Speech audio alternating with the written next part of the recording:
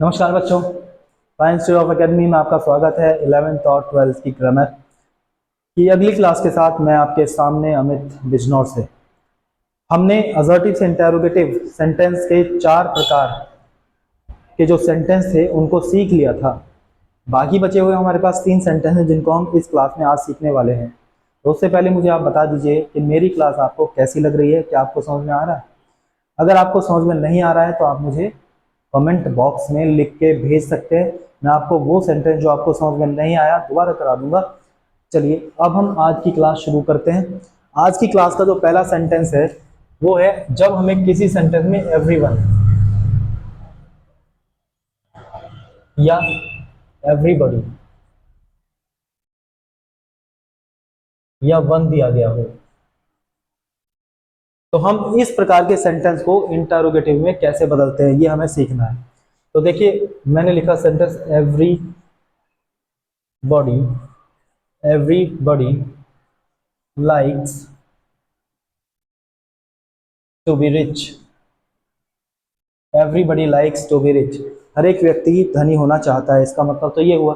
अब हमें इसको इंटरोगेटिव में बदलना है तो जो भी हमें मिल गया एवरीबडी एवरीवन या वन, तो इसको हम हु से रिप्लेस कर देंगे। इसके स्थान पर क्या लिखा हमने बच्चों?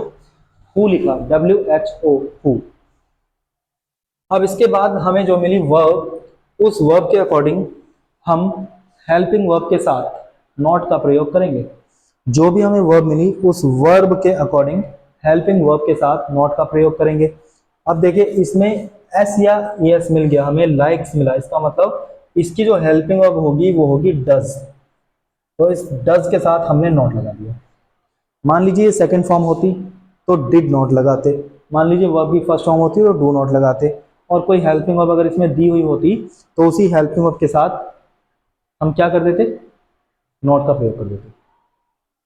तो दोबारा मैं बता दूं, जो भी मेन वर्ब दी गई है उसके अनुसार हेल्पिंग वर्ब का प्रयोग करके नॉट लगा देते हैं साथ में। अब देखिए ये हेल्पिंग वर्ब आ गई तो अगला रूल जो है इस हेल्पिंग वर्ब के अनुसार मेन वर्ब का प्रयोग हो जाएगा। जब इसमें डज आ ही गया है तो अब हमें एस लगाने की आवश्यकता नहीं है, तो हमने लिखा लाइक।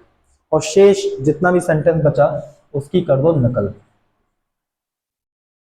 क्वेश्चन में एक और सेंटेंस देखिए ऐसा ही, एवरीवन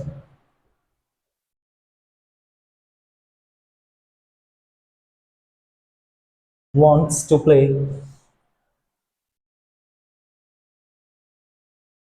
with सचिन। सचिन, सचिन कौन? तेंदुलकर। तो देखिए यहाँ हमें मिला एवरीवन, तो इन तीनों में से एक है तो इसके स्थान पर हमने लिख दिया हु। अब ये देखिए एस मिला तो हम लिख देंगे डज नॉट। एस हटा देंगे, अब मेन वर्ब लगाएंगे वांट। शेष सेंटेंस की नकल to play.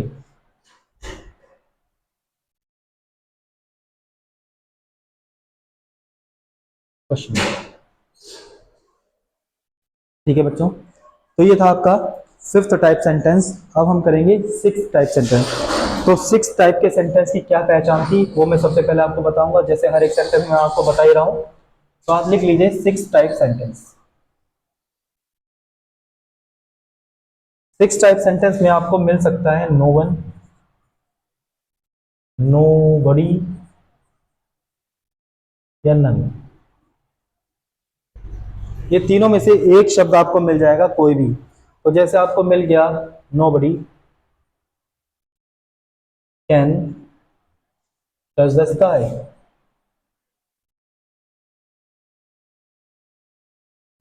No buddy can touch the sky. तो आप क्या करना है, आपको बड़ा आसान है।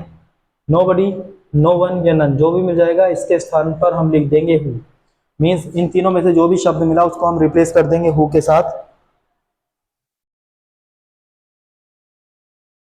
अब देखिए क्या करेंगे, जैसे हमने हु लिखा, नॉट इसमें था ही तो वो इसके अंदर आ ही गया, अपने आप खत्म हो गया। अब शेष सेंटेंस की हम कर देंगे नकल।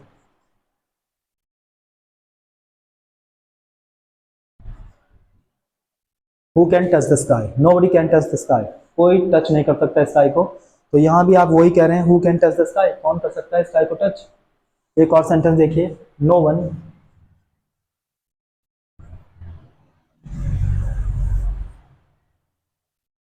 To be slave. No one likes to be slave. अब यहाँ नो वन मिला हमें, तो हमने लिखा इसके स्थान पर हु, और बाकी आपको पता है शेष सेंटेंस जैसा भी है उसकी नकल कर देंगे। जब हमें क्या मिलता है, या तो नो वन, नोबडी या नन, तो हम इन तीनों में से किसी भी शब्द के स्थान पर हु का प्रयोग करते हैं और शेष सेंटेंस की नकल कर देते हैं। बस इतना काम हमें करना है इसमें। तो ये था आपका 6th टाइप सेंटेंस। अब आपका आएगा 7th टाइप का सेंटेंस। तो उसकी पहचान क्या थी, सबसे पहले मैं आपको वो लिख के दिखाता हूं। बच्चों समझ में आ रहा है या नहीं आ रहा है? आ रहा है? चलो पढ़ते रहो बच्चों, गर्मी चल रही है तो गर्मी में थोड़ा बहुत तो इंग्लिश भी पढ़ ही लेनी चाहिए ना। चलिए, अब जो 7th टाइप का सेंटेंस है उसमें हमें क्या मिला था, मैंने आपको लिखाया था, इट डज नॉट।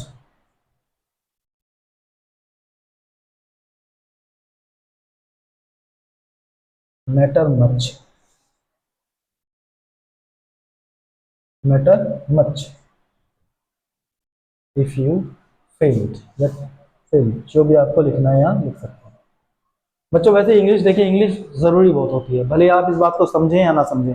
आप सीडीएस करेंगे, एनडीए करेंगे, एयरफोर्स करेंगे, सीजीएल करेंगे, सीएचएसएल करेंगे, आप कोई भी एग्जाम दे रहे हैं, इंग्लिश उसमें आपको पढ़नी ही पड़ेगी। इसलिए आप अपना इंग्लिश का बेस मजबूत कर लीजिए। बहुत सारे ऐसे एग्जाम होते हैं जो बिजनौर में बच्चे करते भी नहीं, इनको छोड़ देते हैं केवल इंग्लिश की वजह से। इसलिए मैं आपको कह रहा हूँ इंग्लिश पे ध्यान दीजिए, मैं आपके साथ हूँ। आपको कंपटीशन इंग्लिश पढ़नी है तो भी आप मेरे से पढ़ सकते हैं।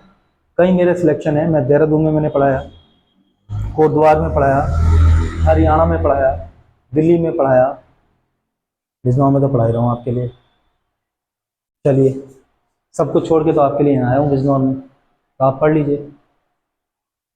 यहाँ पर देखिए, it does not matter much आपको दे दिया है, तो यहाँ इस पूरे शब्द समूह के स्थान पर it does not matter much, इस पूरे शब्द समूह के स्थान पर हम लिखेंगे व्हाट दो। व्हाट दो, ठीक है बच्चों। और जो बचा सेंटेंस उसकी नकल कर देंगे। इफ यू फेल्ड, क्या हुआ अगर तुम फेल हो गए, दोबारा पढ़ लियो, इसका मतलब ये है, it does not matter much if you failed, what दो इफ यू फेल्ड। एक और देखेंगे, वैसे आपको समझ में आ गया होगा लेकिन एक बार और देख लो। It does not matter much if he could not कम।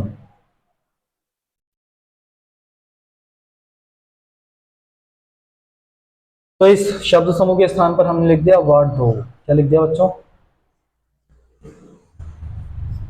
और शेष सेंटेंस की नकल, इफ ही कुड नॉट कम। एक और आपका फायदा है, अगर आप स्पोकन करना चाह रहे हैं ना, तो मेरी प्लेलिस्ट स्पोकन का इंस्टीट्यूट स्पोकन इंग्लिश, उसमें आप स्पोकन भी सीख सकते हैं। तो ये था आपका क्या, असर्टिव से इंटरोगेटिव। ये टॉपिक आपका खत्म हो गया है। कल हम एक नया टॉपिक शुरू करेंगे, अफर्मेटिव से नेगेटिव। तो चलिए आज के लिए इतना ही। नमस्कार, एंजॉय कीजिए, आनंद लीजिए छुट्टियों की, लेकिन सुरक्षित रहिए, पढ़ाई भी करते रहिए और इंग्लिश भी पढ़ते रहिए। इंग्लिश में आप बहुत पीछे रहते हैं सभी। नमस्कार।